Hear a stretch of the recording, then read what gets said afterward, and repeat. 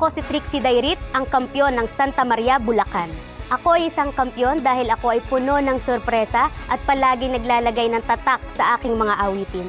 Sumali ako sa tanghalan ng kampyon dahil sa pagpupursigi sa akin ng mama ko na mag-audition at dahil sa kagustuhan ko na magkaroon ng different flavor ang aking karera sa pag-awit. Ang pinaka hindi ko makakalimutang performance ko sa tanghalan ng kampyon ay ang aking panglimang laban dahil iyon ang aking make it or break it performance na nagdala sa akin sa Grand Finals. Isa rin ang kanta ko doon na awitin ng South Border, Ikaw Nga, sa mga pinakamahirap na kinanta ko dito sa aking journey sa tanghalan ng kampyon. Ang tumatak na komento sa akin ng hinampalan na si Sir Renz Verano ay ang palagi daw akong may nakatagong bala sa aking mga laban. At ang isa namang constructive criticism na hindi ko makalimutan na binigay sa akin ng hinampalan ay ang kakulangan ko sa puso sa pag-awit. Kung kaya naman, yun po ang talagang pinagpo-focusan ko at gagawin ko, susundin ko para sa aking performance sa Grand Finals. Ang pinaka-favorite experience ko po sa kabuuang pagsali ko dito sa tanghalan ng kampyon ay ang marami po akong nakalaban ng mga kaibigan ko rin sa likod ng kamera. At sa 10 laban ko po dito sa tanghalan ng kampyon, naramdaman ko na yung mga nakalaban ko po ay hindi nila ako tinrato na isang kalaban, kundi naging magkakaibigan po kaming lahat. Marami po akong natutunan na aral dito sa journey ko, lalong-lalo na mas lumalim po yung kaalaman ko sa pagkanta dahil po sa mga magagaling na vocal coaches namin dito sa tanghalan ng kampyon.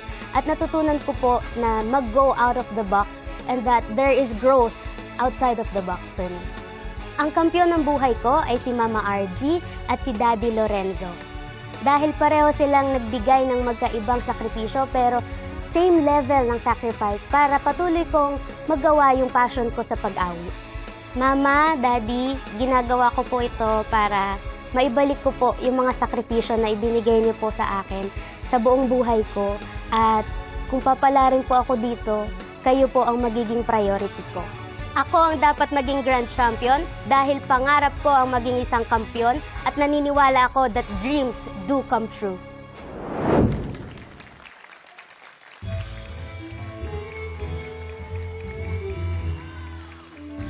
Kapiling-pilingan ng lola, huwag kang uminom ng serbesa. Ito'y hindi inuming pambata, mag-soft drinks ka na lang muna.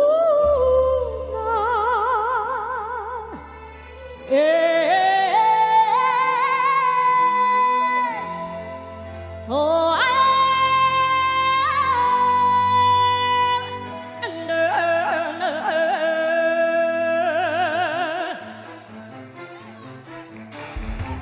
nagsimula sa patikim-tikim, pinilit kong gustuhin. Piso nagsimulang lumalim, kaya ngayon ang hirap tanggalan. Kabilin-bilinan ng lola, huwag kang uminom ng serbesa.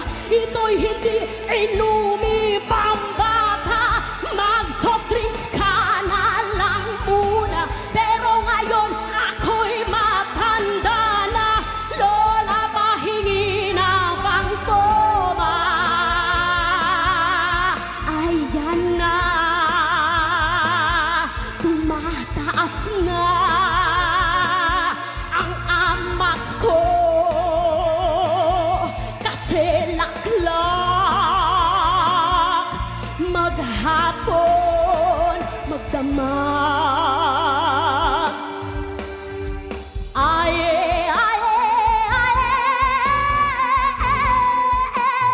oh, ay, iya.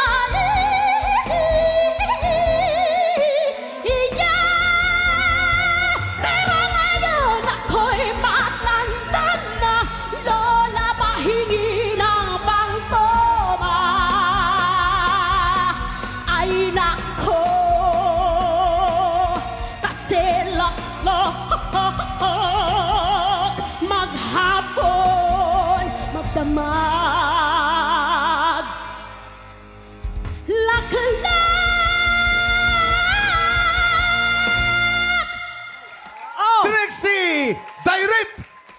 Wow! Grabe ka naman ang swag! Iba! Ang swag-swag mo naman! Yun ang pinakaibang laklak na narinig ko sa buong buhay ko sa 58 years ko dito. Gusto ko yung gano'n nyo? Iba ang atake, no? Kala nyo, ha? Sige. Kakaiba ka. Kala nyo. Ito na, ay nampalan. Kumusta po kayo sa inyong mga upuan? Trixie! Grabe, laklak. Di ko alam ba't kape naman yung iniinom ko pero nalasing ako sa galing mo. Wala na akong masabi. Ang galing-galing mo, wala akong masabi. Congrats sa'yo. Lupit! First time walang nasabi yan. Trixie, alam mo, kung merong taong magbibigay sa akin ng sakit sa puso, ikaw yun. Kasi puno ka ng sorpresa, ginugulat mo ko palagi eh. From day one hanggang ngayon, talagang di ka sumablay. Napakagaling mo, ang husay mo, Trixie.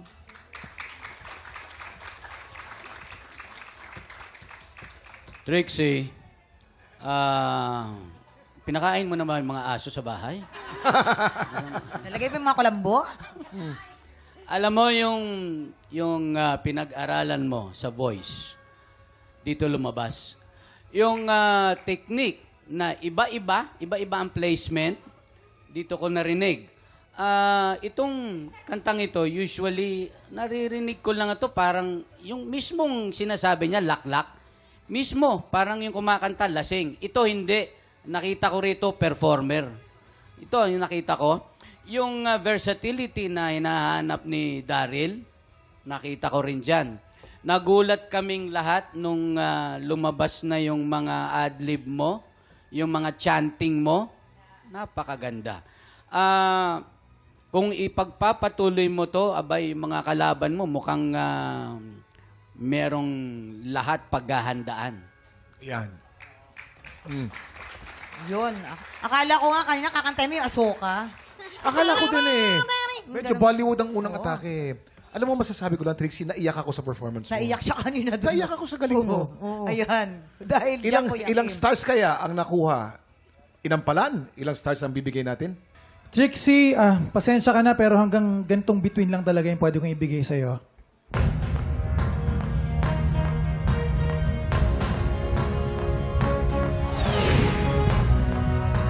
Perfect score! 5 bituin ang binigay ni Daryl. Trixie, ito naman ang mga stars ko para sa'yo.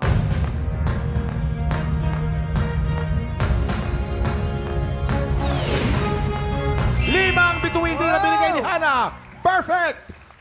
Eto na nga. Sino kaya kina Oliver at Trixie ang aabante sa huling banggaan? Ang resulta, malalaman natin sa pagbabalik ng...